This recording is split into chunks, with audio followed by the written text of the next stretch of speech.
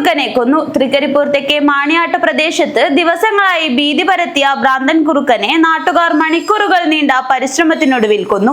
ഇതിനിടയിൽ പ്രദേശവാസിയായ ടി.കെ. രതീഷിന് കടിയേറ്റു. കാഞ്ഞങ്ങാട് ജില്ലാ ആശുപത്രിയിൽ ചികിത്സ തേടി.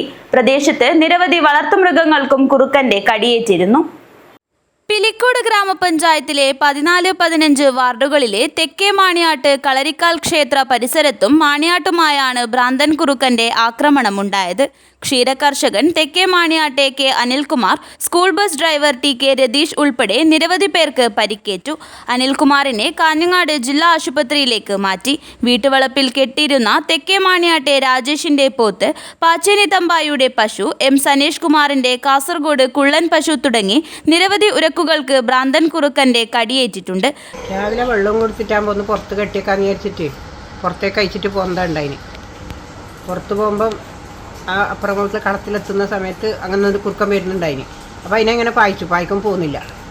പോവാതെ നമ്മളെ നേരെ തന്നെ വന്ന് പശുവിനെ വീട്ടിൽ തന്നെ കടിച്ച് എൻ്റെ നേരെയും കടിക്കാൻ കയറി.